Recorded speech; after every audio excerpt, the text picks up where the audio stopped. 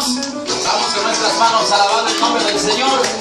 Vamos con alegría en este nuevo día que Dios nos regala.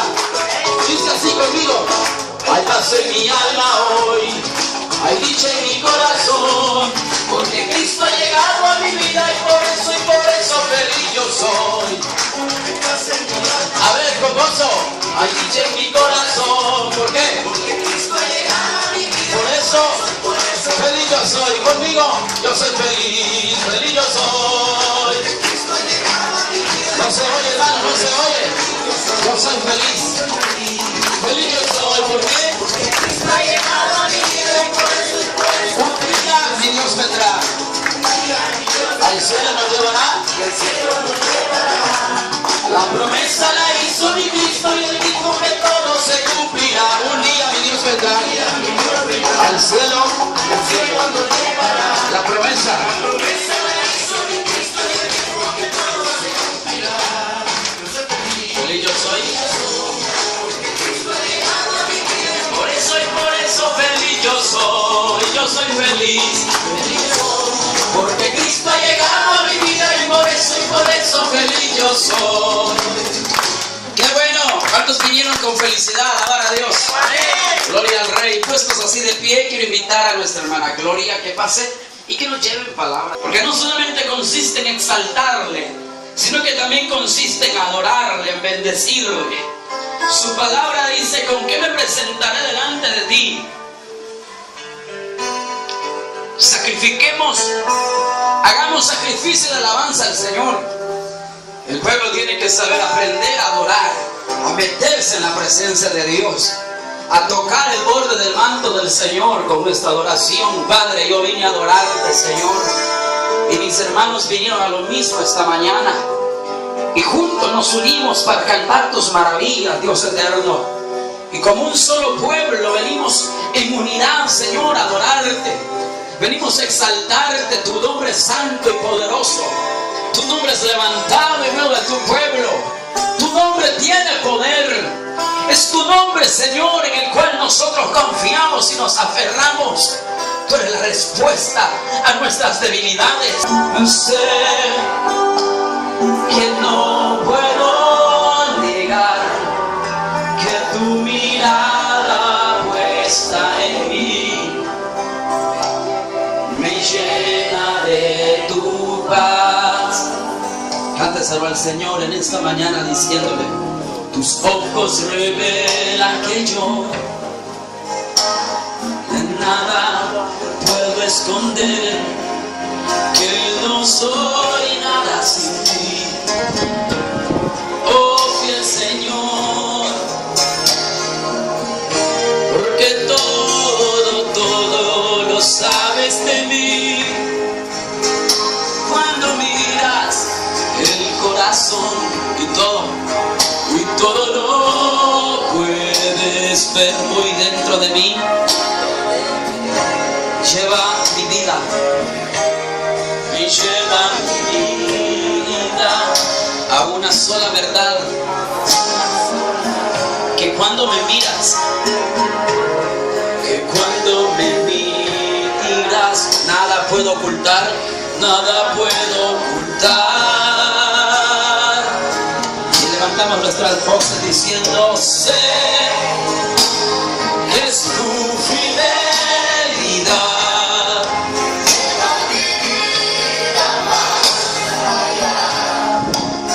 De lo que puedo imaginar. Sé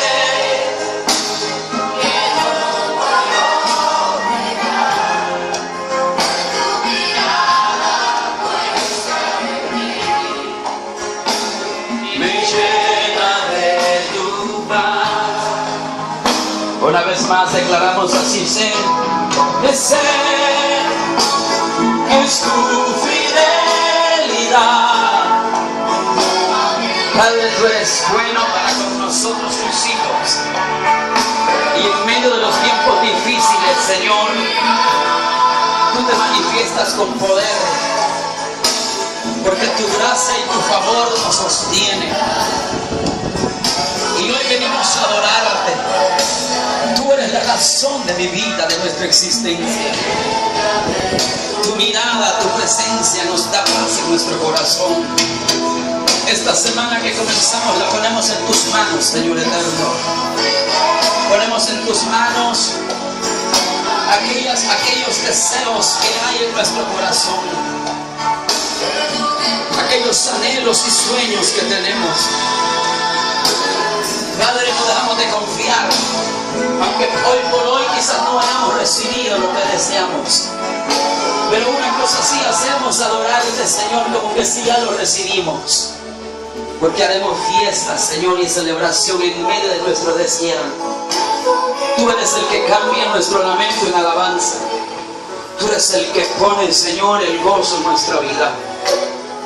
Tú eres la razón por la que hoy estamos acá. Señor, bendice esta iglesia y a cada pueblo y a cada hermano, Señor, que es parte de esta congregación. Permítenos hacer tu voluntad sin apartar. Carta a los Hebreos, capítulo 5. Esa alabanza esa no es alabanza, la de cumpleaños feliz. Mejor la vamos a cambiar por una que dice feliz cumpleaños. Esa, sí, esa. Yo estaba pensando un día de esto, no, hombre, que esa no es la que canta en todos lados, no, otra dice ahí. O armamos una, pues, ¿verdad? Una o algo, hacemos una, que sería lo más idóneo. Hebreos capítulo 5, versículos 7 y versículo 8, dos versículos. Miren, estaba revisando la agenda y creo que en agosto nos toca ir a una visita a la iglesia central, si no me equivoco. Después le ponen los anuncios en la tarde. Hebreos 5, además ya los di, y poco a poco lo voy soltando, pues con el mes que viene lo voy soltando. Hebreos capítulo 5, versículo 7 y versículo 8. ¿Lo halló? Muy bien, dice la palabra: y Cristo, en los días de su carne, ofreciendo ruegos y súplicas con gran clamor y lágrimas al que le podía librar de la muerte, fue oído a causa de su temor reverente, y aunque era hijo, por lo que padeció, aprendió la obediencia. Oramos. Padre, en el nombre de Jesús te damos gracias, Señor. Tu misericordia es infinita, es grande, es perfecta. Permítenos, Señor, esta mañana a través de tu palabra ser bendecidos. Gracias por la vida de mis hermanos. Gracias, Señor, porque tú haces grandes cosas en nuestro corazón. Que esta palabra pueda llegar al corazón de los oyentes, que la atesoremos y que le demos vida en nuestras vidas. Bendiga esta iglesia, los cumpleañeros, bendiga a nuestra hermana que nos visita hoy, esta mañana, y a todos aquellos que se van a ir agregando a esta gran misión. Y en el nombre de Jesús oramos y te lo pedimos. Amén y amén. Tomen asiento, queridos hermanos. La carta a los Hebreos, como se conoce y como su nombre lo detalla, es específicamente una carta netamente al pueblo judío. Una carta que es el destinatario, los destinatarios son los judíos que se habían convertido a Cristo. Autor no dice quién es el autor, pero por las evidencias internas, por algunas cosas idénticas de escritura, de saludos, la mayoría de teólogos se la atribuyen al apóstol Pablo. Y por lo que conocemos del apóstol Pablo, que era judío, era fariseo, era conocedor de la ley, el escritor de la carta a los Hebreos es alguien que es semejante al apóstol Pablo, por lo cual la gente le atribuye la carta de los Hebreos al apóstol Pablo. El apóstol Pablo, tomando en cuenta que creemos que es Pablo quien escribió esto, le está escribiendo a una comunidad de judíos que habían dejado el judaísmo y habían abrazado las enseñanzas de Jesús, lo que se conoce como el cristianismo. El cristianismo en el mundo es visto a la par de las religiones como el Islam y como el judaísmo. Son de las grandes religiones monoteístas. Para muchos el cristianismo es una religión. Por eso a mí no me gusta en lo personal No me gusta el término cristiano, porque yo no tengo una religión, yo tengo una comunión con el Señor. Esa comunión a usted y a mí nos hace más que cristianos, más que religiosos, más que discípulos, nos hace ser hijos del Señor. Ahora el apóstol escribe, ¿y qué pasaba en aquel momento? Resultaba que había una gran persecución. Había una persecución contra la iglesia en esa época, la iglesia primitiva. Es la iglesia. ¿Dónde nace la iglesia? Mi postura es para algunos la iglesia nace cuando Jesús, para algunos la iglesia nace en el aposento alto. ¿Se acuerda aquella noche donde este es mi cuerpo, esta es mi carne en la última cena? Para muchos ahí nace la iglesia. Otros, y la cual es mi postura, la iglesia nace en el libro de los Hechos capítulo 1, cuando el Señor dijo: y recibiréis poder. Para otros ahí nace la iglesia. En lo personal yo creo que ahí nació la iglesia, porque era necesario que Jesucristo se fuera, si no el Consolador no vendría. Porque quien opera en los últimos tiempos y quien lleva a la iglesia a un desarrollo potencial es el Espíritu de Dios. Entonces, en lo personal, la iglesia nace en el libro de los Hechos. Otros creen que nace allá en el aposento alto. Otros creen que nace en la cruz, en el momento donde el soldado romano con la lanza atraviesa el costado de Jesús y sale sangre y agua, si no me equivoco. Entonces, para algunos creen que ahí también nació. Y está la otra postura, que es la que yo le dije, la del libro de los Hechos. Y yo lo creo firmemente, porque cuando el Espíritu de Dios se manifestó allá en Hechos, en la fiesta de Pentecostés, el poder de Dios comenzó a revolucionar las cosas que estos hacían. ¿Están acá? Entonces la iglesia está completa con el Espíritu de Dios. Y ya no tenemos necesidad de otra sustancia. No tenemos necesidad de otra cosa. No necesitamos meterle aquí a la iglesia y meterle allá, sino nada más movernos en el poder del Espíritu de Dios para hacer grandes cosas. Jesús acá, en la carta a los hebreos, el autor lo está poniendo y le está escribiendo a los hebreos. Desde el capítulo 1 está poniendo a Jesús como superior a los ángeles, superior a los profetas, superior a Moisés, superior a la ley, superior a los apóstoles, porque los que estaban acá estaban pasando persecución. Por eso es que usted ve que el apóstol Juan, el que escribe la carta el que escribe el libro de Apocalipsis, aunque contiene 7 cartas ese libro, que es dirigido a 7 iglesias, y que cada iglesia es una iglesia en particular, estaba en la isla de Patmos. ¿Se acuerda? Estaba allá por causa de la palabra. Y es que como los que estaban en la iglesia primitiva, porque así se les conocía, la iglesia primitiva, primitiva por sus orígenes, pero viendo hoy en día, hermanos, los primitivos como que somos nosotros, porque la gente de aquel siglo, del siglo 1, del año 100, del año 90, Jesucristo muere en el año 33. En el año 33 muere Jesús, de esta época. O sea que murió si estamos en el 2015, hace 1900 y tanto de años. Descuéntale 33 a 2015 y ahí le va a salir un montón. Jesús muere en el año 33, resucita y todo. Entonces la iglesia comienza a través de las enseñanzas de los apóstoles. Los que una vez fueron discípulos, ahora Jesús ya no está y siguen desarrollando el ministerio de Jesús. Por eso un discípulo es alguien que se toma, es alguien que aprende las enseñanzas, aprende la liturgia, aprende todo, pero más que liturgia, liturgia, más que enseñanza.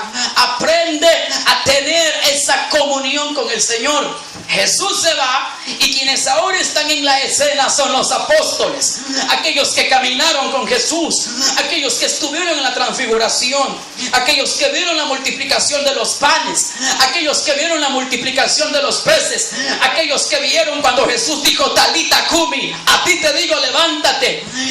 Todos esos aprendieron algo de Él. Por eso no podemos nosotros estar en la iglesia sin aprender nada que nos sirva en la vida. Todo, hermanos, todo lo que nosotros aprendemos en la iglesia una vez nos va a servir allá afuera, para desarrollarlo allá afuera. Cuando Pedro y Juan iban al templo, se encontraron con un hombre cojo que estaba ahí pidiendo limosna, esperando, dice la palabra, recibir de ellos algo. Pero como Pedro había aprendido del Señor, que le dijo al cojo: yo no tengo plata ni oro, pero de lo que tengo te doy en el nombre de Jesús. Camina, levántate y camina. Y el hombre cojo se levantó. Entonces esa es la gente que sigue el modelo de Jesús. Ahora, ¿qué modelo de Jesús, hermanos? ¿Qué pasó con Jesús? Hebreos nos muestra acá, capítulo 5, nos habla de Cristo. Cristo, el modelo de la iglesia es Cristo. El modelo de todo hijo de Dios es Cristo. Nosotros seguimos a Cristo, no seguimos hombres, no seguimos religiones, no seguimos banderas. Nuestro modelo es el Señor, hermanos, está acá. Amén. Nuestro blanco, por eso dice, tener la mirada en el blanco perfecto que es Jesús. Por eso habla también de la estatura del varón perfecto. Usted no tiene que ser como el pastor, no tiene que ser como el vecino. Nosotros tenemos que ser como Jesús lo fue. Ahora, ¿qué pasó con Jesús? Una de las cosas de Jesús nos enseña acá en esta oportunidad. Y Cristo, en los días ¿de qué? De su carne. Dios se hizo hombre. ¿Y para qué Dios se hizo hombre? Para entender al hombre. Ese Dios todopoderoso al que adoramos, ¿lo entiende a usted? Las depresiones, las crisis y hasta las locuras que de vez en cuando se le soban a uno, el Señor lo entiende. Pero ¿qué pasó? Cristo cuando caminó como hombre. Se cansaba, sentía, tenía sed, tenía hambre, era humano. Pero siendo humano no dejó de ser Dios. ¿Está acá? Lo que se conoce en la teología como la unión hipostática. Jesucristo era 100% hombre y era a la vez también 100% Dios. Jamás dejó de ser Dios. Cuando hizo milagros, cuando sanó enfermos, cuando sanó leprosos, cuando resucitó muertos, se movía bajo la función divina. Pero cuando Él dijo, tengo, deben de comer, Jesús lloró sobre Jerusalén, se movía bajo la función humana. Cuando allá fue llevado por el Espíritu al desierto, en Mateo capítulo 4, para ser tentado, fue tentado como hombre.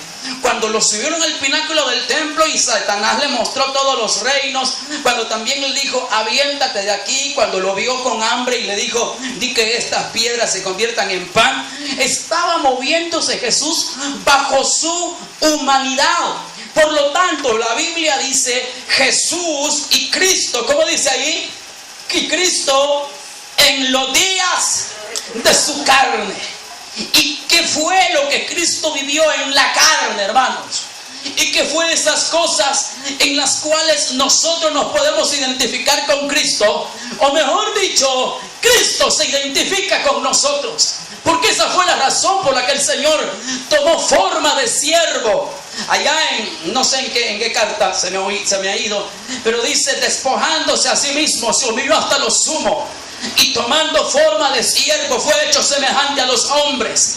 El Dios de la gloria, hermano, dejó su trono. El Dios de la gloria se despojó de su gloria y tomó forma humana para caminar entre nosotros. Y ese Dios todopoderoso entiende, porque Cristo en los días de su carne tuvo soledad, fue traicionado, fue abandonado, tuvo el peso de la cruz, sintió el ácido y lo duro de aquella copa cuando en el Getsemaní de repente aquella noche dijo: Señor, si es posible, pasa de mí esta copa. Ese Jesús, ese Cristo que caminó sobre la tierra, que tuvo que dejar su trono, hermanos, para identificarse con nosotros, ese mismo Cristo le entiende a usted cuando ya no quiere seguir, cuando ya no tenemos fuerza, cuando hemos fallado y nos hemos sentido mal, cuando queremos dejar todo tirado. Ese mismo Jesús nos entiende porque Él pasó por todas esas pruebas, fue tentado,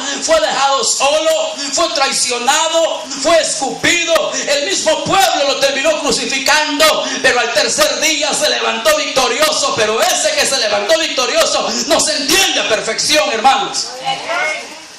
¿Cómo vivió Jesús? ¿Cómo vivió este Cristo los días de su carne?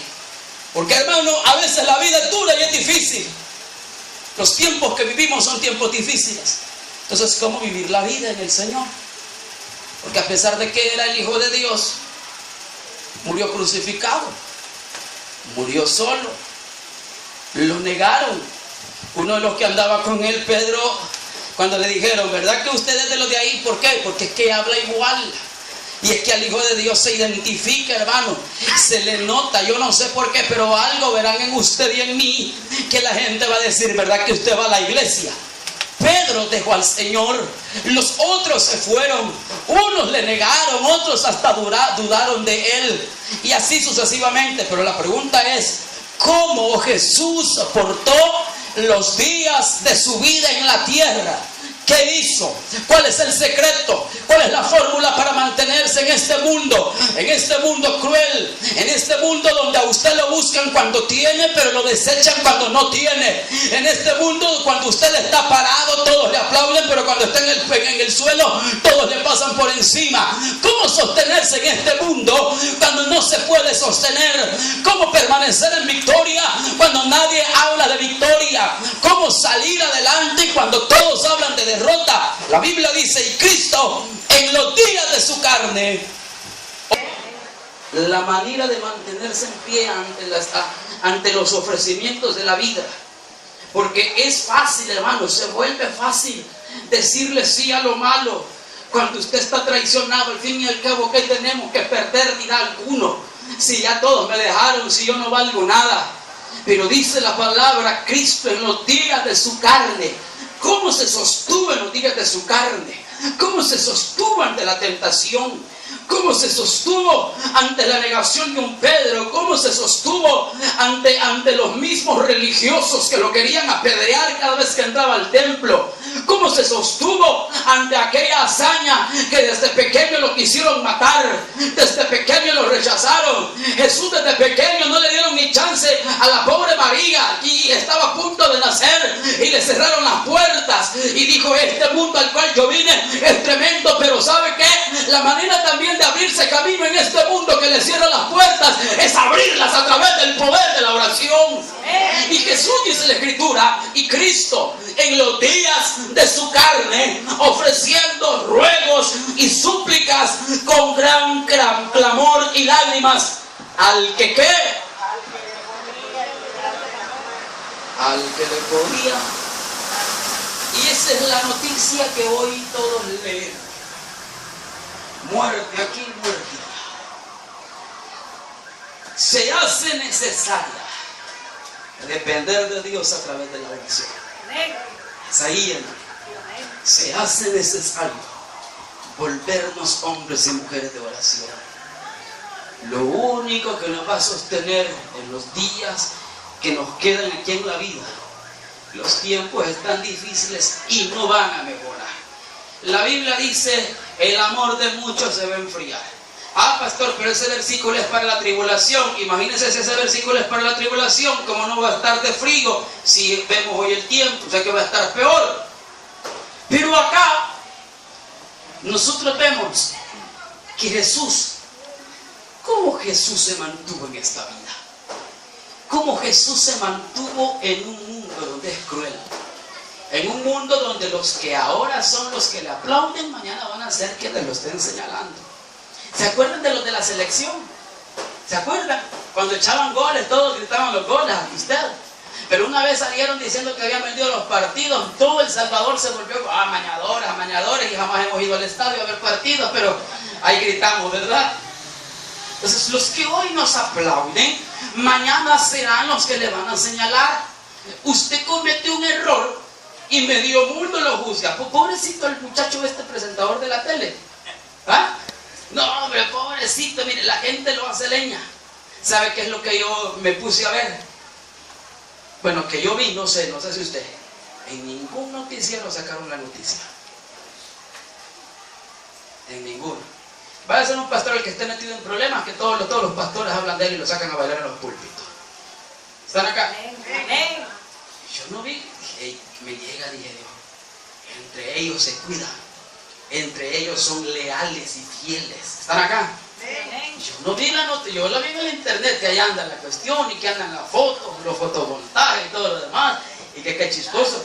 Pero yo no vi en el canal 2, en el 4, en ninguno que sacaran el pobre individuo, no lo vi. Pero si fuera un evangélico, los propios evangélicos hasta lo ponen de ejemplo. Vaya, miren hermanos, para que no seamos igual. O sea, ¿cómo? Entonces la Biblia dice, en los días de la carne, ¿cómo nos sostenemos? ¿Cómo vamos a pelear nuestras batallas? ¿Cómo, hermanos, nos vamos a sostener hoy en pie? ¿Cómo vamos a sacar adelante a nuestros hijos cuando ellos se van a estudiar y regresan? Que vienen solos en el bus, que tienen que atravesar por colonias, que usted dice, ay, ahí donde se meten es peligroso. ¿Cómo lo vamos a lograr? Con el poder de la oración, hermanos. Se hace necesario que los hijos de Dios oremos, no solamente en el culto. Porque en el culto oramos ya la carrera, hermano. Y en el culto oramos y ya la gente sabe que lo que viene es una oración. Y después ya sabe que viene el cumpleaños feliz. Y hasta sabemos que la última estrofa dice cumpleaños y se queda feliz. Ya sabe cómo es todo el asunto. Los tiempos, hermanos, en la carne que estamos viviendo son tiempos duros. Donde salir a la calle y jugarse la vida. Regresar de noche. Donde, hermano, cualquier loco endemoniado le sale. Pero no hay demonio que no sea derrotado por el poder de la oración. Y Jesús, en los días de su carne, sabía el trago amargo, sabía que Pedro lo iba a negar, sabía que un Judas lo iba a traicionar, sabía que venía la cruz, que venía el Calvario, que venía la soledad, que venía el desprecio y el rechazo de los de su nación. Entonces, ¿cómo yo me mantengo todavía en victoria a pesar que estoy solo? El poder de la oración nos hace sentir la fortaleza del Padre, del Hijo y del Espíritu Santo de Dios. Por eso es importante, amados hermanos, que en los días de la carne, con ruegos y con súplicas delante de Dios. El problema, hermanos, es que nos volvemos mecánicos en nuestras vidas. Como evangélicos nos volvemos mecánicos. Todo lo hacemos mecánico. Tenemos que romper con la pereza. Jesús dice, y Cristo, en los días de su carne, ofreciendo ruegos y súplicas, con gran clamor y lágrimas. ¿Qué? Solo hay uno que le puede librar de la muerte. No es que voy a hablar con fulano. Solo hay uno que le puede librar. No es que yo soy amigo de Mengano. Solo hay uno que nos puede librar de la muerte. Y es el Señor. ¿Están acá? Pero él vino. Jesús dice que lloró en una ocasión. Cuando vio Jerusalén y dijo, Jerusalén, tú que matas a los profetas, los que te son enviados. Es como cuando a alguien, hermano, vaya, te voy a ayudar, le dice. A veces nosotros mismos nos destruimos a sí mismos. Jesús, dice la Escritura, con clamor, súplica y hasta con lágrimas. ¿Las lágrimas de qué? Sí, que sentirse solo a veces es feo. Es lo que yo le estoy diciendo. Lo que nosotros tenemos no son amigos en el trabajo, son compañeros de trabajo. Porque cuando usted ya no está ahí en la empresa, ya ni le hablan. ¿Ah? Son compañeros. Mire la vida. Hay compañeros y hay amigos. Y amigos son más unidos que un hermano, dice la palabra. Entonces, ese tipo de circunstancias, ¿dónde están todos mis amigos? Es que no había, eran conocidos, hermano. Amigo es aquel, porque yo sí creo que en la vida hay amigos, sí hay amigos, y la Biblia dice amigo, pero está la característica, y el amigo es como un hermano en tiempo de angustia, porque sí hay amigos. Lo que no existe es esa cantidad, tal vez eran 2 o 3 los que son, pero calidad de amigos. Que usted está a un lado y no, hombre, yo te ayudo, mira, cualquier cosa llamame, yo, ahí está el carro, te lo presto, o yo te llevo, mira, y está a un lado y él lo anda cargando para arriba. Ese sí es amigo. ¿Está acá? Amén. Sí lo hay, son contaditos. Lo demás que usted tiene son conocidos, de gente que, yo sé quién es, yo lo conozco, yo sé dónde vive. Esos son conocidos, y de esos hay un montón. Y no es que sean malacates, no. Todos están pasando por momentos difíciles. Todos. ¿Cuál es la diferencia entre uno y otro? Lo que Jesús hizo. ¿Y qué hizo Jesús en los días de su carne? Cuando se sentía mal de la patada, cuando se sentía de plano, que sabía que venía el Gólgota, que venía el Calvario, que venían los clavos, que venía el peso de aquella cruz que había que cargar, y la humillaba, y que le escupieran en la cara, hermano. Jesús dice en la Escritura, cuando nosotros oremos, amados hermanos, saque todo lo que hay en su corazón delante de Dios. Por eso muchas veces, mire, las lágrimas son la expresión de un corazón que ya no encontró palabras para decírselas al Señor. Eso. Las lágrimas es la expresión del corazón. Cuando la gente llora, algunos le llaman emoción, no, yo le llamo que son la expresión de un corazón. Porque usted cuando está alegre también llora, llora, ve a su mamá, no sé, le cuentan un su chiste, algunos lloran y se ponen a llorar, se ponen a reír y lloran, hermano. Hay gente que le agarra y hasta llora, porque es la expresión de un corazón, ¿verdad? Algunos están riendo y se están llorando, ¿verdad? Es la expresión de un corazón. Jesús fue expresivo. Porque es bien feo decirle a alguien, sí, hombre, te amo. Una mujer siempre va a desear, decime que me amas, decime que me querés.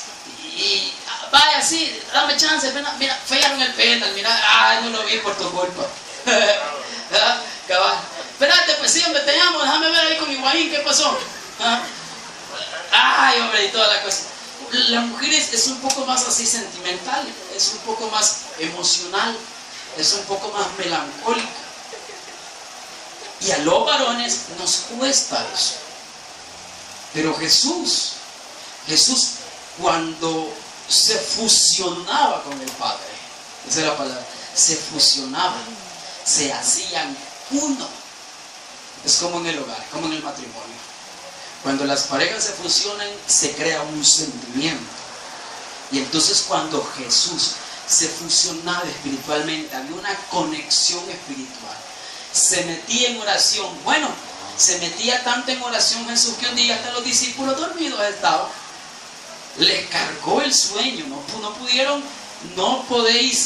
No habéis podido ni siquiera, ¿cuánto tiempo le dijo? ¿Velar qué? 1 hora, hermano. No podés estarte quieto sin mensajear en un culto, les digo en otras palabras. No podés guardar el celular en un solo culto, les digo. Ni tan solo un culto podés dejar de estar facebookeando, así les dijo el Señor, ¿me entiendes? En esta época. No habéis podido ni siquiera tener las manos quietas en un culto. 1 hora. No pudieron, ni 1 hora, hermano. Se durmieron. Se cargaron de sueño. Claro, ¿y por qué sucede esto? Fácil. Porque solamente el que tiene la carga encima sabe que quien lo va a sostener en ese momento es el poder de la oración. Y esa área de oración es la que debe de ser desarrollada en cada hijo de Dios, hermano. Orar un poco más, orar.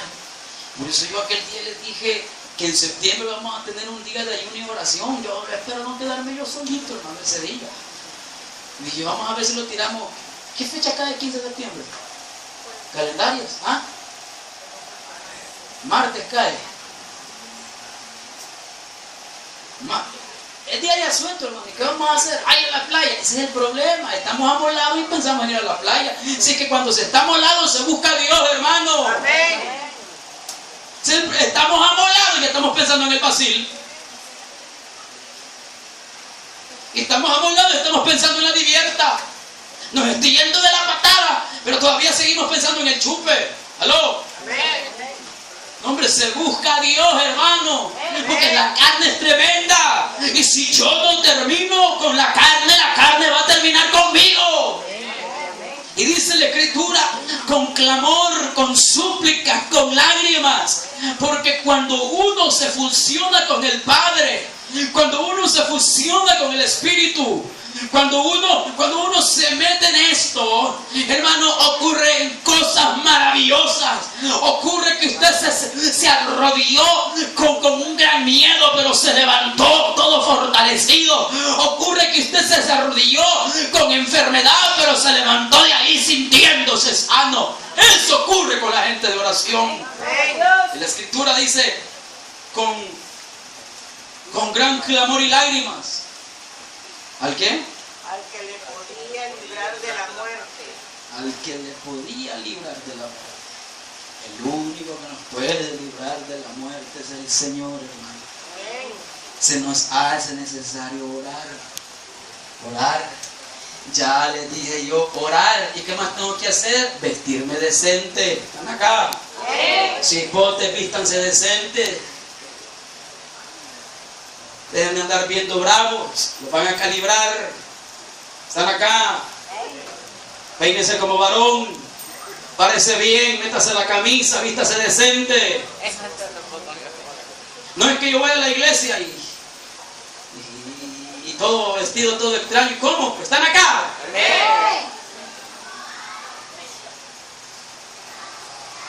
Que le podía librar de la muerte. El único que nos puede ayudar es el Señor, hermano.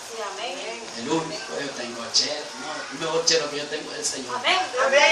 De plano, nuestra confianza debe de ser no el brazo de carne, sino el brazo de Jehová. Amén. Ese Dios, hermano, ese hasta le pone ceguera a los enemigos. Desde ahí nos puede librar de la muerte. Hoy la muerte está con todo, hermano. Todos los días 20, 25 muertos. ¿Y quién podrá defendernos? El Señor, hermano. No hay otro mecanismo, no hay nadie puede, pero mi Dios sí puede, hermano. Nuestro Dios puede, Él es el Todopoderoso. Y ahí va dirigida nuestra oración.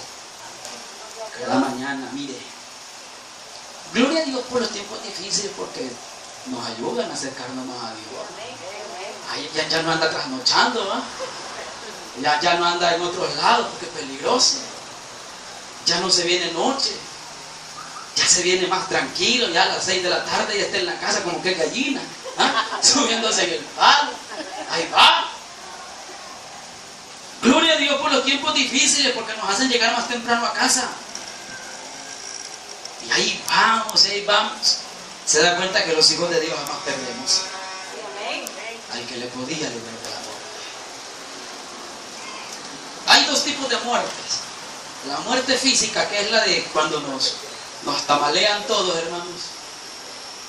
Y está la muerte espiritual, que es la que el brother ya ni con vigilia, ni con oculto, ya todo así, ya como que ya ese está ahí en un cuidado intensivo. Hermano, y no reacciona a nada. Hermano, hay vigilia tal día.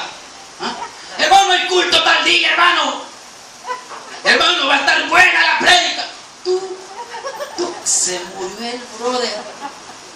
¿Pero qué ocasionó la muerte espiritual? También la falta de oración. En síntesis, para ir terminando, con gran clamor y lágrimas, al que le podía librar de la muerte. Y miren que es lo mejor de todo esto. Fue oído. ¿De qué? Por causa de su temor reverencia. Lo primero y lo más importante es que fue oído. Dios siempre va a escuchar. Y Dios siempre oye la oración de sus hijos. Yo no sé cuántos de los que están acá tienen a sus padres vivos, o tienen relación con ellos, o los ven, o tienen comunicación. Pero cuando usted se comunica con su padre, ¿de qué forma lo hace? Jesús dice, fue oído, primero porque fue hijo, segundo, tuvo algo con el padre, lo que se llama reverencia. Reverencia. Y reverencia. Y la palabra reverencia es algo que hemos perdido poco a poco. No vale chonga. Es changoneta la oración. Los jóvenes, ahí tenemos una lucha con los muchachos. Y no es lucha, no es lucha. Es que jamás habían entrado en esa dimensión de orar. ¿No entienden? Usted le dice a un joven que orar, no sé. Igual con los hermanos adultos. Le dice, hermano, ore, y no con los pelados. Hermano, levante las manos. Está así. ¿Por qué? La Biblia dice temor reverente. Y una de las cosas con el Señor es reverencia. Cuando viene el pariente de los Yonai, siempre se los he dicho, número uno, limpia la casa, ¿verdad? Bota un montón de tiliche, hasta manda a comprar cal para poner, porque viene el pariente de los Yonai para que encuentre bonito. ¿Y por qué con el Señor, que es más importante que el pariente de los Yonai, no preparamos así nuestro corazón para recibirlo con alegría? ¿Están acá, hermano? Amén. Una de las cosas es reverencia. Reverencia. Cuando es tiempo de oración, tranquilo. Dejar a la gente tranquilita. Que esté orando. Una de las cosas en la oración se respeta, hermano. No es la comida la que se respeta, es la oración. Está acá. No ves con la comida, que la comida es sagrada. Ah, pues bendito frijoles, ayúdame. ¡No! ¿Ah? La comida no es la sagrada. Dios es el que da la... Dios es el sagrado, hermano. ¿Qué? La comida es sagrada, no se respeta. No se respeta. Con la comida no se juega, la comida es sagrada. El sagrado es el Señor. Es que yo oigo esa frase. La comida es sagrada. Pues si la comida es sagrada, no se la come, póngale velita. No, hombre, el sagrado es el Señor. Está acá. Idiosincrasia del pueblo, hermano. Idiosincrasia del pueblo. No jueguen con la comida es sagrada. No, el sagrado es el Señor. La comida no. El pedazo de carne, ya se murió la vaca, hermano. Ese dele con todo. Las papas nada van a hacer. El Señor es el sagrado. Pero la oración se respeta. Son tiempos importantes. Y fue oído a causa de ¿qué? De su temor reverente. Ese respeto a las cosas del Señor. Hasta los malos respetan las cosas del Señor. Y hay de aquel malvado, ay de aquellos que se meten a robar a las iglesias, se llevan los bafles. ¿Qué me importa la iglesia un bledo? Está bien. Dios es celoso, hermano. Dios. Busque a Dios por el lado del amor, chévere, lo va a encontrar. Búsquelo por las malas, se lo va a encontrar. Con Dios no se juega, ¿no? Que la gente cree que Dios es... Yo sé que Dios es amor. Búsquelo por las malas, lo va a hallar. Si no, pregúntele a Faraón. Allá lo revolcó con una gran ola. Allá en Egipto, allá quedó el tipo. Busquemos a Dios por las buenas, lo vamos a hallar. Busquémoslo por las malas, se lo va a encontrar. Y a Dios jamás nadie le ha ganado, ¿no? Nunca nadie le ha ganado. Él tiene el poder de la vida y también tiene el poder de la muerte. Pero fue oído a causa de su temor reverente. Las cosas del Señor son con reverencia. El servicio, el ministerio es reverente. Por eso la obra del Señor no la podemos hacer así como salga. No, es que acuérdese que esto es como el chef que presenta el plato y lo que él hace habla de su trabajo, de la persona, y por eso le dan hasta la propina. Que hoy con ese sistema de que la propina es para todos, no me llegue de volado. No, porque hasta de mi amabilidad va a lograr que es mal encarado. Y que ahí quiere que yo lo como, viejo chucho, de todas maneras. No, ni de amabilidad le van a dar a este mal empleado que atiende mal. No la hacen. Y acá dice el temor reverente. Esa reverencia. Y esa reverencia no se trae, se aprende. Se aprende. Por eso es que usted ve que algunos critican el Congreso de Jóvenes y no les gusta. No les gusta. ¿Por qué? Porque dicen que los jóvenes van a brincar, que no hacen nada, que mucha bulla en la predicación. ¿Cuántos han ido al Congreso de Jóvenes? Que mucha bulla en la predicación. Y es cierto, los hipotes están cantando y ellos no conocen la alabanza. Ahí están, ¿verdad? A la hora de la predica salen a tomar agua, a pasear, a vacilar. No. Pero ahí depende de quién los llevó y del pastor. Ahí depende del que el pastor los ponga quietos, hermano. De decirle, vaya, no van a estar ahí. Porque quien lo puede avergonzar a usted son sus hijos. Usted va de visita a la casa y lleva a sus hijos y sus hijos son tremendos. Quien va a quedar mal parado va a ser usted. Pero al llegar a la casa no se arregla con ellos, hermano. ¿Me entiende? Así es el asunto, hermano. Solo usted no le sonríe. Hasta un sutil le agarra de que va a caer como lava. Pero ahí está.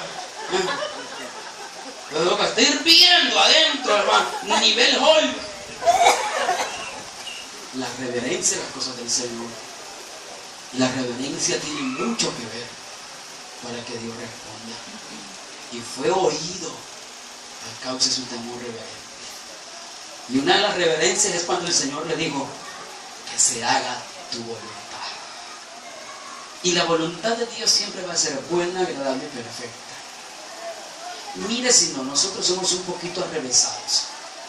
Nosotros le decimos, Señor, que se haga tu voluntad.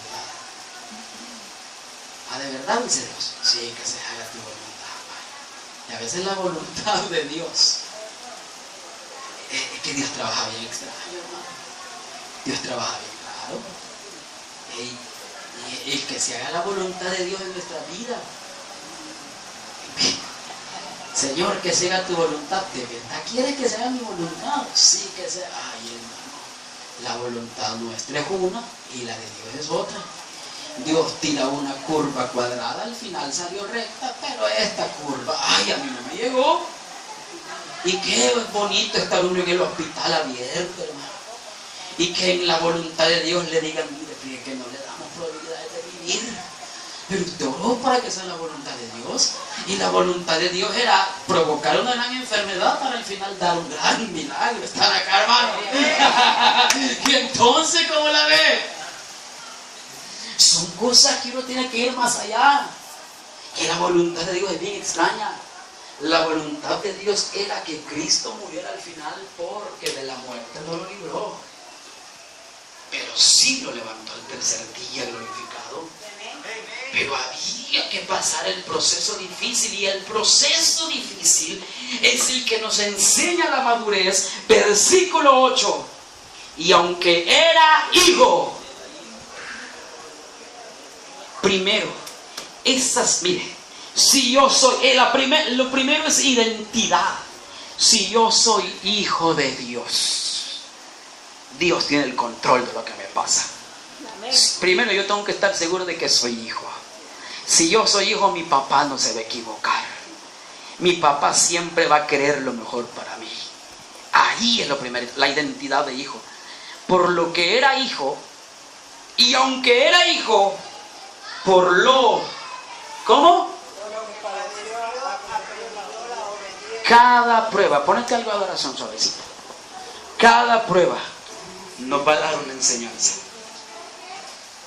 A los que aman a Dios, todo les ayuda bien. Dice, y por lo que era hijo, y aunque era hijo, por lo que padeció, ¿qué sucedió? Aprendió obediencia. Hay cosas que nos suavizan, hermano. Nos van cambiando. y van moldeando nuestro carácter, nuestra manera de ser. En otras palabras, Dios nos va ablandando con cada prueba, ¿verdad? Entre los frijoles más duros estén, ¿qué hay que darle? A fueguito, hasta que ablande, hermano, hasta que ablande. No, yo así soy. Ay, más leña, dice el Señor. Para que ablande, varón, para que ablande. Pero estoy seguro que al final de la prueba siempre voy a salir con algo que aprendí de parte de Dios. No ofrenda de palmas al Señor. Padre Celestial, en el nombre de Jesús te damos gracias. Te bendecimos, Dios eterno. Te adoramos porque tu fidelidad es grande. Queremos exaltarte a ti, Jesús. Cada momento de nuestra vida, Señor, saldremos victoriosos a través de la oración. Toda prueba y dificultad que estemos pasando, en tus manos las ponemos, Señor. Glorifícate en medio de tus hijos, en medio de la iglesia. Sé que de las pruebas saldremos victoriosos. Y levantamos nuestra oración al único que puede librarme de la muerte. Toda obra del diablo es cancelada en el nombre de Jesús. Todo pensamiento del enemigo, del maligno, es confundido. Todo enviado de las tinieblas es trastornado en su mente. El que se había levantado para dañar ahora es confundido y no dañará más. Guarda a tu pueblo, guarda a tus hijos. Tú nos puedes librar, Señor, de caer, de pecar. Tú nos puedes librar, Señor, de apartarnos de tus caminos. De que nuestro corazón no se cargue y no se llene de sentimientos que pueden arrastrarnos. Tu fidelidad, Señor, incomparable es. Nadie es como tú, dígaselo al Rey. Nadie es como tú. Bendito Dios. Grande es tu fidelidad. Gracias, Padre, levantamos nuestra adoración a ti. Tu fidelidad es grande. Gracias, Señor, por tu protección sobre nuestras vidas, sobre nuestros hijos. Esta semana la ponemos en tus manos, Padre eterno. Guárdanos de todo mal, de todo peligro. Danos la victoria en todo lo que emprendamos. Y a usted levantamos nuestro clamor, pero es el único que nos puede librar de la muerte, de las enfermedades, de caer, de resbalar, de accidentes y de dejarte a ti, Señor. Si en esta mañana hay alguien que no le ha abierto su corazón al Señor y desee hacerlo en este momento, le invito a que venga a los pies de Cristo y le reciba como su Salvador personal. Alguien esta mañana que venga a los pies del Señor, que venga a los pies de Cristo, le invito que dé ese paso de fe. Pongámonos de pie, amados hermanos, y vamos a despedirnos en oración. Gracias, Padre, por este pueblo. Delante suyo están todas nuestras cargas, enfermedades, dolencias. Delante de usted está nuestra vida. Queremos servirte hasta el último día de ella. Guárdanos de todo mal. Líbranos en las calles. En tus manos ponemos nuestras familias, nuestros hijos, el ministerio, la iglesia, todo, Señor.